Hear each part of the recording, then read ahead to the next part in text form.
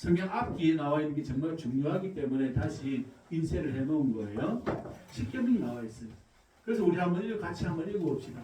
어떻게 읽냐면 제1은 제가 하면 여러분들이 두꺼운 글씨만 읽어봅니다. 알겠죠? 십계명입니다. 하나님께서 모세에게 시내산에서 하나님 손으로 직접 두 돌판에 새겨준 말씀이에요. 십계명 10가지 계명인데 이것은 너희들이 반드시 지켜야 한다라는 거예요. 자, 제가 한번 읽어볼게요. 제1은 하는 너희는 다른 신을 내게 두지 말라. 제2는 너를 위하여 새긴 우상을 만들지 말고 또 위로 하늘에 있는 것이나 아래로 땅에 있는 것이나 땅 아래 물속에 있는 것에 어떤 형상도 만들지 말며 그것들에게 절하지 말며 그것들을 섬기지 말라. 제3은 너는 내 하나님 여호와의 이름을 망령되게 부르지 말라. 제4는 안식일을 기억하여 거룩하게 지키라. 제5는 내 부모를 공경하라. 제6은 살인하지 말라. 제7은 가늠하지 말라. 제8은 도둑질하지 말라. 제9는 내 이웃에 대하여 거짓 증거하지 말라. 제10은 내 이웃의 집을 탐내지 말라. 아멘. 그리고 그 밑에 예수께서 이르시되라는 글이 있죠?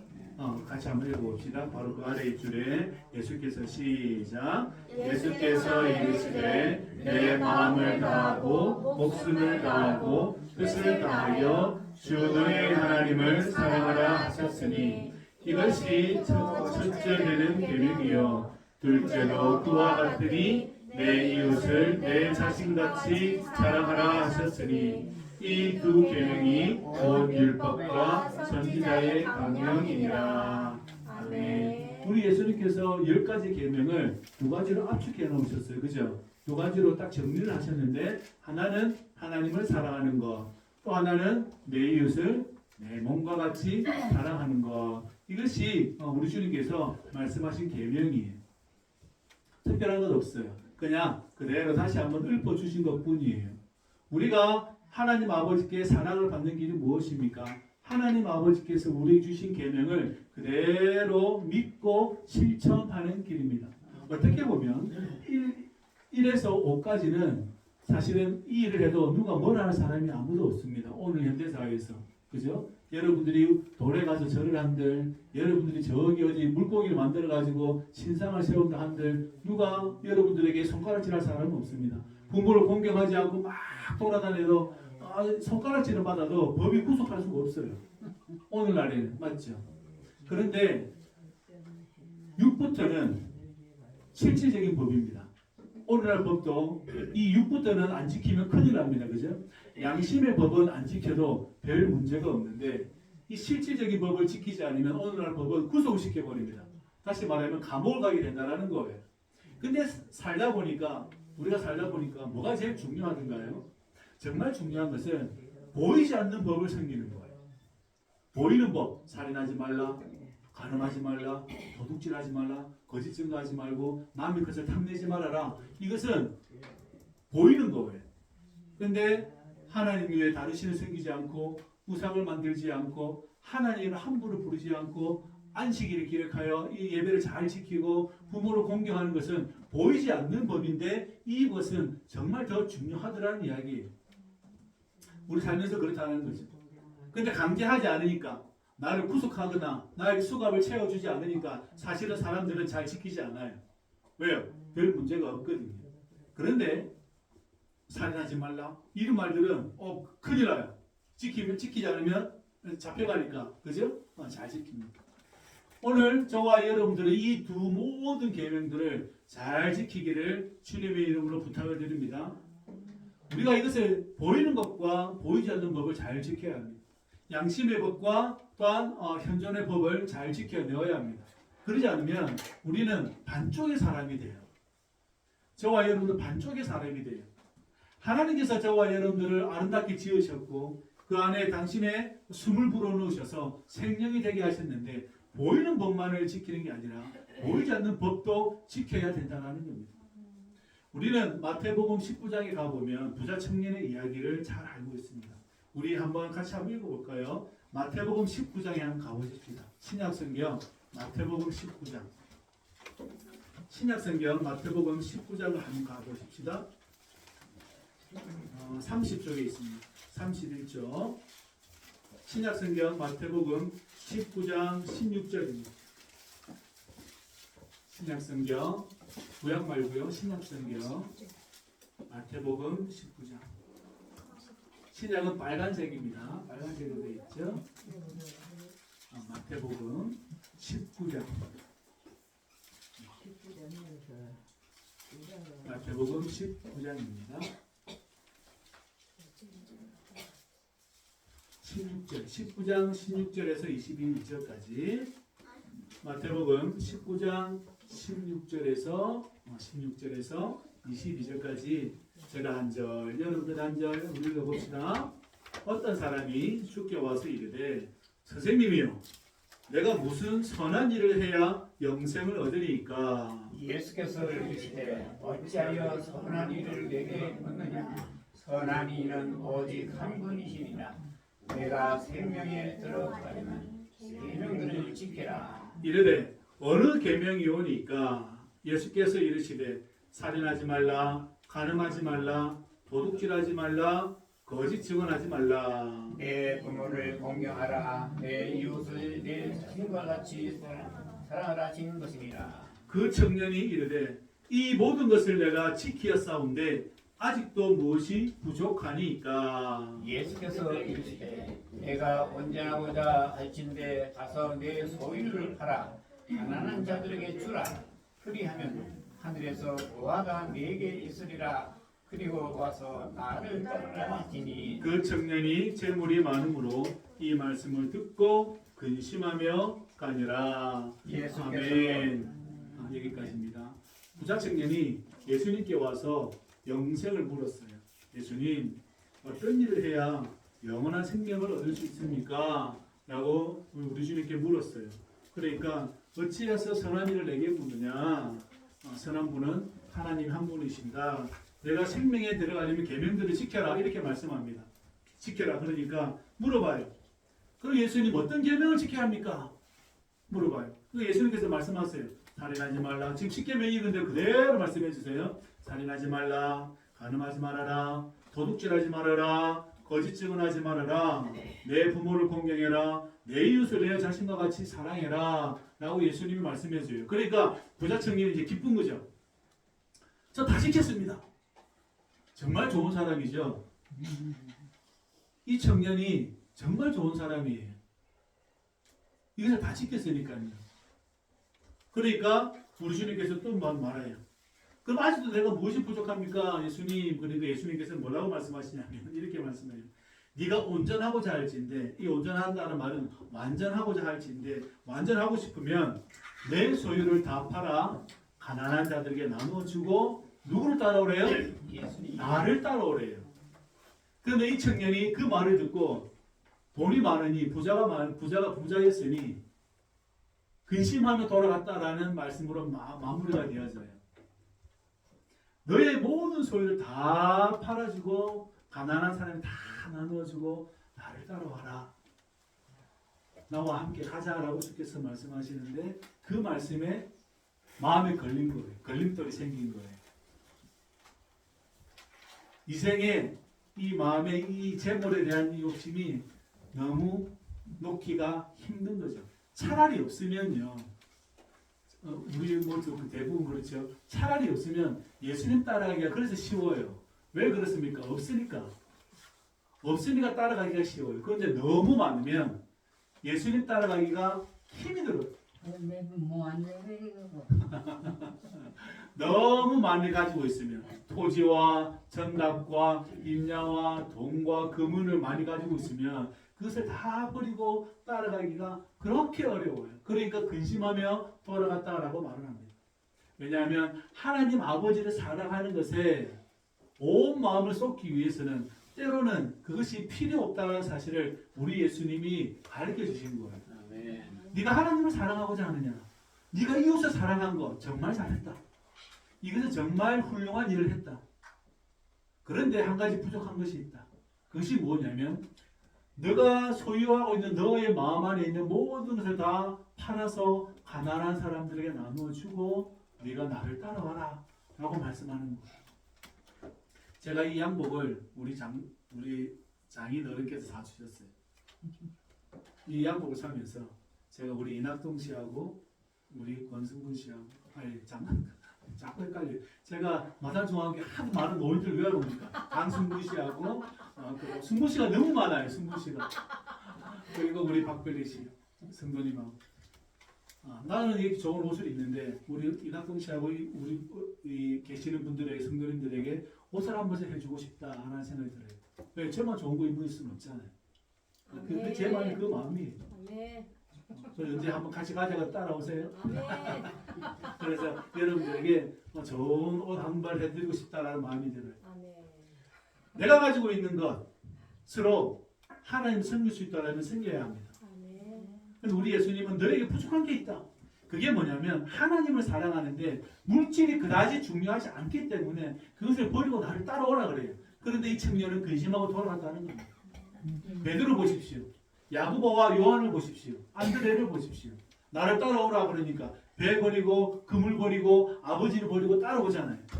그리고 그들은 부활을 경험하면서 로마에서 저 스페인에서 저 어디에서 이 사람들은 주의 복음을 전하다가 생을 마감합니다. 얼마나 복된 삶을 살아갑니까? 아멘. 그들의 영광이 얼마나 높았을까요? 그들은 얼마나 영화로운 삶을 지금도 하나님 곁에서 영원히 살고 계실까요? 저와 여러분들이 잘 기억할 수 있기를 주의 이름으로 부탁을 드립니다. 아멘. 여러분, 우리는 예수님을 사랑하는 사람들입니다. 그렇다면 저와 여러분들은 이 예수님의 말씀을 잘 기억해야 합니다. 하나님을 사랑하는 것과 이웃을 내 몸과 같이 사랑하는 것은 우리에게 얼마나 중요한지, 얼마나 우리가 중요하게 여겨야 하는지를 잘 기억해야 합니다. 저와 여러분들 학식이 많아서 그렇습니까? 중요하지 않습니다. 저와 여러분 재능과 재산이 많아서 중요하지 않아요. 다만 저와 여러분들이 하나님을 사랑하고 이웃을 내 몸과 같이 사랑하는 것에 저와 여러분들이 부족함을 느끼고 늘 주님 앞에 나아갈 수 있기를 주의 이름으로 부탁을 드립니다. 이러한 사람이 하나님의 사랑을 받는 거예요. 이러한 사람이 그 사람 마음 안에 오늘 주께서 말씀하신 것처럼 내가 아버지 안에 있는 것처럼 내가 너희들 안에 있겠다. 내가 너희들 안에 있겠다. 부활하신 우리 주 예수 그리스도께서 저와 여러분들 안에서 거하시고 계시겠다라는 말씀을 우리에게 하고 계시는 거죠. 그게 사랑 받는 증거예요. 나는 포도나무에 너희는 가지다라고 주께서 말씀하시잖아요. 나는 포도나무다. 너는 가지다. 다시 말하면 가지가 나무에 붙어 있지 않냐면 열매를 맺을 수 없는 것처럼 저와 여러분들 안에 예수님이 계시대요. 포도나무께서 계시대요. 그래서 우리가 열매를 맺을 수 있도록 완전한 삶과 온전한 삶을 맺을 수 있도록 우리 주님께서는 우리와 함께 하신다는 사실을 저와 여러분들이 믿을 수 있기를 주의 이름으로 부탁을 드립니다. 그래야 하신다면 오늘 저와 여러분들이 10대를 읽으신 것처럼 하나님께서 내 기도를 물리치지 아니하시고 주님께서 그 인자하심을 거두지도 않으시며 주님께서 나의 기도를 들으셔서 실로 그의 몸을 기울여 주실 것입니다. 그것이 우리의 바람직한 삶의 태도요 자세가 되는 것이죠. 하나님을 사랑한다면 저와 여러분들에게 이 은혜가 반드시 있을 줄 믿습니다. 또한 하나님을 사랑받는 자는 끊임없이 하나님을 알고자 노력해야 합니다. 하나님을 배우고자 노력해야 합니다. 어떻게 하나님을 배우지? 배울 수 있죠. 예배로 배울 수 있고요. 말씀을 읽으며 배울 수 있고요. 여러분들 찬양을 틀고 찬양을 부르면서 하나님을 배울 수 있습니다. 하나님은 배워야 하는 분이에요. 다시 말하면 하나님은 경험해야 하는 분이에요. 저와 여러분들이 끊임없이 경험할 수 있기를 주의 이름으로 부탁을 드립니다. 사도 바울이 아테네에 갔습니다. 그리스의 도시죠. 아테네에 갔습니다. 그래서 이스라엘에서부터 그리스까지 걸어가려면 엄청나게 많은 거리를 걸어가 터키를 지나서 시리아를 지나서 터키를 지나서 저기 마게도냐를 거쳐서 그리스를 가야 합니다. 엄청난 거리예요. 그런데 그 도시에 가서 아레오바고라는 곳에서 연설을 합니다. 이 아레오바고라는 곳이 뭐냐면 오늘 우리나라로 치면 의회기관이고 대법원 같은 기능을 하는 곳이에요. 그래서 여기서 연설을 해요. 그리스 사람들은 어떤 지혜자가 와가지고 연설하는 것을 정말 좋아해요. 그리고 그리스 사람들은 누군가가 어떤 센세이션하고 놀라울 만한 이론을 갖고 와서 막 이야기하잖아요. 그럼 사람들이 우 몰려가지고 그 이야기를 듣기를 원해요. 참 지혜가 발달된 사람들이에요. 그래서 그리스 철학이 서양 철학의 시조가 되는 것이지. 이 사람들은 그 수많은 철학자들이 배출한 사람들이 안면에 여러분 다 아시는 거죠. 소크라테스도 있고요, 그 제자인 플라톤도 있고요, 그 제자인 아리스토텔레스도 있고요. 쭉 이렇게 있어요. 철학자들이 있습니다. 그 예수님의 나시고 60년경에 그쪽으로 갑니다. 50년경에 그쪽으로 가요. 그래서 거기에서 연설을 합니다. 여보시오들, 내가 신전에 들어오니까 여기 들어오니까 너희가 알지 못하는 신이라고 그곳에 세워놨더라. 그리고 너희들 경배를 하더라. 이렇게 이야기를 해요. 그런데 너희가 지금 잘못 알고 있어서 내가 정말 하나님을 알려주겠다라고 이야기하는 거예요. 왜냐하면 그들은 신을 어떻게 만들어내요? 제우스 신, 무슨 신, 헤르메스 신, 포세이돈 뭐 할 것 없이 신을 만들어놨어요. 그런데 사도 바울은 그 자리에 가가지고 이야기하는 거예요. 그 자리에 있는 사람들은 대다수의 높으신 사람들이에요. 명망 있는 사람들이고 지식인들이고 부자들이고 높으신 사람들이 쭉 앉아 있는데 의회 국회의원들이 앉아 있는데 가가지고 이야기하는 거예요. 내가 선전에 들어올 때 이 선전에 알지 못하는 신이라고 내가 봤다. 그리고 너희가 이들을 경배하더라. 그런데 내가 진짜 신을 알려주겠다. 하나님은 손으로 만든 분이 아니다. 신은 손으로 만들 수가 없다. 왜냐하면 신은 인간을 만들 수 있는 분이지 인간이 신을 만들 수가 없다. 이렇게 이야기하는 거예요. 그분은 우리에게 생명과 만물에게 호흡을 주시는 분이다. 그래서 그분은 우리에게 한 혈통을 주셨고 우리는 한 민족이고 한 가족이다라고 사도 바울이 이야기를 해요. 하나님이 어떻게 손으로 만드신 것에 있을 수 있냐? 하나님이 어떻게 이렇게 형상에 갇힐 수가 있냐? 그것은 불가능하다라는 거예요. 그럼 하나님이 부족하냐? 이렇게 질문하는 거예요. 하나님이 도대체 무엇이 부족하여서 인간이 만든 이 형상과 이 조형물에 하나님이 거하시겠냐? 하나님 그런 분이 아니다. 하나님은 도리어 우리 인간을 만드신 분이다라고 말씀합니다. 그래서 너희들이 지금 신을 찾고 싶어가지고 더듬은 거다. 이렇게 말하는 거예요. 앞에 안 보이시는 분처럼 우리가 앞에 안 보이면 더듬잖아요. 너희가 지금 이렇게 신을 포세이돈을 만들어 놓고 제우스를 만들어 놓고 헤르메스를 만들어 놓고 다 만든 것은 너희가 신을 알고자 해서 더듬어 가지고 이렇게 만들어 놓은 거다. 그런데 잘못 만들었다. 진짜 하나님은 만물을 만드시고 인간을 만드셨지 인간이 하나님을 만들 수 없다라고 이야기한 거예요. 그래서 인간은 어떻게 살아야 되는가? 그분 때문에 기동하고 존재한다라고 이야기해요. 사도행전에 그분 때문에 인간이 기동한다, 움직일 수 있고 생명을 살 수 있고 그분 때문에 인간은 존재한다라고 우리에게 말씀합니다. 그래서 하나님을 금이나 은이나 돌에다가 기술로서 만들 수가 없다라고 하나님께서 사도 바울은 이야기하는 거예요. 그런데 하나님께서는 예전에는 다 강구하셨지만 이제는 그의 아들을 이 땅 가운데 보내주셔서 독생자를 보내주셔서 십자가에 죽게 하시고 그분을 믿는 자마다 모든 믿는 자들은 구원받게 하셨으니 그 부활하심을 믿는 모든 예수를 믿는 자들에게 이제는 너희들이 그렇게 하지 말고 예수를 믿으라고 회개를 촉구한다는 거예요. 하나님을 아는 게 무엇입니까? 라고 물어보면 내가 하나님을 알기 위해서 내 자신이 더 회개하는 자리에 계속해서 나아가는 것을 하나님을 배운다, 하나님을 안다 라고 이렇게 이야기합니다. 이제는 너희가 우상에 절하면 문제가 커진다. 옛날에는 몰랐기 때문에 예수님이 오지 않았기 때문에 너희가 더듬어서 형상을 만들어서 절하는 것에 대해서 하나님이 이해하시지만 이제는 예수 그리스도로 말미암아 너희가 그 이름을 들었으니 예수 그리스도로 말미암아 하나님께 나오라고 사도 바울은 이야기한다는 거예요. 다시 살리신 그 예수를 바라보아야 된다는 거예요. 왜냐하면 인간은 다시 사는 존재라는 것을 다시 한번 보여주는 장면인 것이죠. 그러니까 거기 대법원에 있는 국회의원 중에 한 명인 그 사람 이름이 누구죠? 그 사람이 디오니시스가 그 말을 듣고 이 사람이 믿어요. 이 사람이 거기서 믿어요. 그래서 거기에서 비로소 교회가 시작됩니다. 놀랍죠?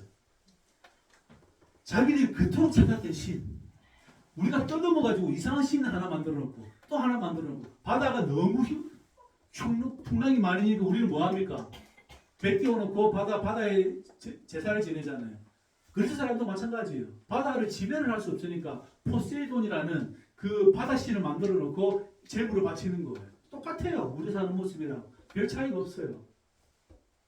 그런데 사도 바울의 말을 듣고 이제 안 그거예요. 그래 어떻게 바다에도 신이 있고 저 불의 신 프로메테우스 불에도 신이 있고 어떻게 신이 5만 가지 신이 다 있냐. 생각해 보니까 그런 거예요. 철학자들이니까. 아, 전능하신 한 분의 하나님이 계시구나. 그분이 여호와 하나님이시구나. 그 디오니시스가 그걸 믿어요. 그 철학에 발달된 사람이. 그냥 똑똑할 수도 더 잘 믿을 수도 있고, 지혜를 주셔서 또 믿게 할 수도 있고, 하나님 믿음을 방식은 다양하게 주십니다. 그러니까 그 사람이 그걸 믿어요. 놀랍죠. 몇 사람이 믿습니다. 거기 있는 몇 사람이란 그 나라에서 제일 권위 있는 사람들입니다. 이 복음을 받아들여요. 저와 여러분들이 이 복음을 받아들일 수 있기를 주의 이름으로 축복합니다. 여러분이 그 복음을 받아들였기 때문에 이 자리에 나와 있는 것이고 함께 예배드리며 저와 여러분들이 하나님을 어떻게 사랑해야 하는지 그리고 내 이웃을 어떻게 내 몸과 같이 사랑해야 하는지를 배우고자 우리는 이 자리에 나와 있고 하나님께 예배를 드린다라는 거예요. 그래서 우리 주님 오늘 약속하십니다. 이 계명을 지키는 자, 하나님을 사랑하며 내 이웃을 내 몸과 같이 사랑하는 이 계명을 지키는 자에게 내가 보혜사 성령을 달라라고 하나님께 간구하겠다라는 거예요. 그 성령이 너희와 영원히 함께 있어서 너희를 고아와 같이 버려두지 아니하고 너희를 끝까지 인도해 주시겠다라는 주의 말씀이 있는 것이죠. 그래서 이제는 나는 너와 함께 하겠다라고 주께서 말씀하는 거예요. 여러분 하나님을 아버지라 부를 수 있습니까? 가능합니다. 그러나 이것은 천지가 개벽해야 부를 수 있는 단어입니다. 우리는 가족 간에 사랑합니다. 사랑해. 말하기 사실 좀 끌끄러워요. 경상도에서는 그죠? 경기도 서울은 잘하는데. 우리 가족은 그걸 좀 잘하는 편이지만 여러분들도 마찬가지잖아요. 여러분 가족과 아는 사람에게 사랑해요. 말하기 좀 사실 많이 끌끄럽잖아요. 그죠? 우리 한번 해봅시다. 근데 우리 집에도 손지한테는 우린 전화하면 완전 사랑한다. 우리가 다 함께 해봅시다. 사랑하고 축복합니다. 사랑하고 축복합니다. 아멘. 이 말 한마디 떼기는 이제 쉽죠. 그런데 하나님을 아버지라 부르는 이 말 떼는 것은 정말 중요한 말이에요. 여러분 입술에서 우리가 주기도문 할 때 하늘에 계신 우리 아버지여라고 주기도문 할 때 이 말 한마디 떼는 것이 이것은 천지가 뒤집어져야 할 수 있는 말입니다. 왜냐하면 성령님께서 우리와 함께 하셔서 우리가 하나님을 아버지라 부를 수 있게 되기 때문에 그렇습니다. 세상은 이 보혜사 성령을 받지를 못한다. 인간은 예수를 안 믿는 사람은 이 말을 받지를 못한다. 그러나 너희가 이 말을 받게 될 것이다. 알게 될 것이다 라고 우리에게 말씀합니다. 그래서 하나님이 너희와 함께 계시고 너희 속에 있다라고 주님께서는 우리에게 말씀해 주고 있다라는 것입니다. 하늘과 땅이 뒤집어져야 할 수 있는 말이 있습니다. 바로 그 말이 뭐냐면 하늘에 계신 우리 아버지요. 저와 여러분들이 하나님을 아버지라 그 전능하신 분을 바다와 해와 온 우주 만물을 다스리는 분을 아버지라 부를 수 있는 것은 이 세상이 뒤집어져야 할 수 있는 말들입니다. 그저 언어로서 부를 수 있는 말이 아니라 하나님께서 여러분들에게 그 운을 떼게 하여 주시고 그 입을 떼게 하여 주셔야지만 가능한다라는 것이죠. 나 부끄러운 일이 아니에요. 그래서 여러분 늘 주님 앞에 말씀하시기 바랍니다. 하늘에 계신 우리 아버지여라고 고백할 수 있기를 주의 이름으로 부탁을 드립니다. 성령 하나님은 우리와 함께 계셔서 우리를 하나님을 아버지라 부를 수 있도록 우리를 도와주신다라는 것이죠. 여러분 이제 길 지나가면 좋다라는 말보다 그 앞에 붙이세요. 하나님 아버지 너무 좋습니다. 하나님 아버지 너무 감동입니다. 이 말을 꼭 붙여보세요. 그러면 내가 얼마나 행복한 사람인지를 알게 돼요. 하나님 오늘 하루 날씨가 너무 좋습니다. 하나님 오늘 이 파란 하늘이 너무 좋습니다. 하나님 오늘 이 햇살이 너무 좋습니다. 이렇게 여러분들이 그 앞에 단어를 붙여보세요. 이게 쉽게 할 수 있는 말인가? 쉽게 할 수 있는 말이 아니라는 사실입니다. 저와 여러분들이 잘 기억하시길 바랍니다. 이 마음이 변하지 않기를 바랍니다. 이 마음이 여러분들에게 끝까지 여러분들이 하나님을 또 만나고 영원한 하나님과 영원히 찬송하는 그 날에 갈 때까지 저와 여러분들이 계속해서 할 수 있기를 주의 이름으로 부탁을 드립니다. 예전에 사무엘이 사울 왕, 이스라엘 초대 왕이 사울 왕입니다. 둘째 왕이 그 다음에 다윗이고요. 첫째 왕 사울에게 사무엘이 기름을 부으려고 합니다. 왕을 삼으려고 합니다. 그러니까 사울이 뭐라고 그러냐면 이렇게 말을 해요. 아, 나는 베냐민 지파의 저만 작은 아들이고 우리 집안은 너무 작고요. 저는 할 수 없어요. 겸손한 사람이었어요. 근데 이 사람이 어느 날 왕이 되더니 갑자기 다윗이 좀 흥왕하고 다윗이 좀 유명해지니까 사람이 계속 바뀌어져 가요. 그래서 이제 어느 날 블레셋 군과 팔레스틴 군과 이스라엘 군과 싸움이 전쟁이 이제 딱 임박해져 왔습니다. 그런데 자기 곁에는 사무엘도 선지자도 없고 응답해주는 사람도 없고 그리고 자기 곁에는 하나님의 음성도 들리지 않으니까 이 사울이 누구를 쫓아가냐면 신하들에게 이렇게 이야기해요. 신하들아, 신접한 여인을 찾아가서 사무엘을 좀 불러봐라. 사무엘 영을 끌어올리라는 거예요. 신접한 여인을 찾아가라는 거. 그러니까 사울이 변장을 하고 그 신접한 여인을 찾아갑니다. 근데 그 신접한 여인이 이런 말을 해요. 변장하는 거 몰랐죠? 사울이 변장을 했어요? 몰라요. 그래서 그 신접한 여인이 이런 말을 합니다. 여보시오, 사울이라는 분이 왕이 신접한 박수와 무당을 다 멸절시킨 거 모르냐? 내가 지금 이렇게 했다가 내 목이 달아날 일인데 내가 못한다 이렇게 이야기해요. 그러니까 사울이 변장했으니까 내가 여호와의 살아두심을 맹세코 너에게 말을 할 때는 괜찮다 이렇게 이야기해요. 자기 왕을 숨겨놓고 자기가 옛날에는 박수와 무당과 신접한 여인을 다 죽여버렸는데 다 이스라엘 땅에서 멸절시켰는데 이제는 그 사람에게 찾아가가지고 사무엘의 선지자 영을 불러오라는 거예요. 그래서 그 말을 하고 있는 거예요. 그러니까 여호와의 살아두심을 두고 맹세하니까 너는 괜찮다 이렇게 이야기하는 거예요. 하나님을 향한 사랑하는 마음이 변한 거죠. 처음에는 하나님께서 신명기에 말씀하신 것처럼 너희 땅에 박수나 무당이나 신접한 여인을 두지 말아라고 분명히 말씀합니다. 그래서 사울이 그걸 지켰어요. 그런데 신접한 여인도 그게 무서워요. 왜냐하면 나의 목이 달아날 일이니까. 안 하겠다는 거예요. 누가 오든 못 하겠다는 거예요. 하나님을 사랑했던 사울이 이제는 신접한 여인을 찾아가서 팔레스틴, 블레셋 군대와 우리 군대 전쟁이 벌어질 텐데 누가 이길지를 점을 치는 거예요. 자, 어떻게 되었겠습니까? 망했죠. 한 자리에서 자기 아들 요나단과 사울이 그 자리에서 사망을 합니다. 물론 이스라엘 군도 많이 사망을 했죠. 저와 여러분들이 하나님을 사랑하는 그 마음 변하지 않고 여러분이 하나님 나라에서 영원히 하나님 앞에 엎드리며 경배하며 살아가는 그날까지 이 마음이 끊임없이 증가되어져서 살아갈 수 있기를 주의 이름으로 부탁을 드립니다. 그래서 늘 고백하십시오. 하나님, 저에게 예수님 주셔서 너무 감사합니다. 제 안에 성령님 모시게 하셔서 너무 감사합니다. 저와 여러분들이 늘 기억할 수 있기를 주의 이름으로 부탁을 드립니다. 그래서 저와 여러분들이 이렇게 하나님의 사랑을 받는 자로서 우리가 살아갈 수 있기를 바랍니다. 그래도 주께서 말씀합니다. 나의 계명을 지키는 자라야 나를 사랑하는 자니 나를 사랑하는 자는 내 아버지께 사랑을 받을 것이고 나도 그를 사랑하여 그에게 나를 나타내리라. 나를 나타내어 주시겠다라고 말씀합니다. 저와 여러분들은 하나님께 사랑을 받는 자들입니다.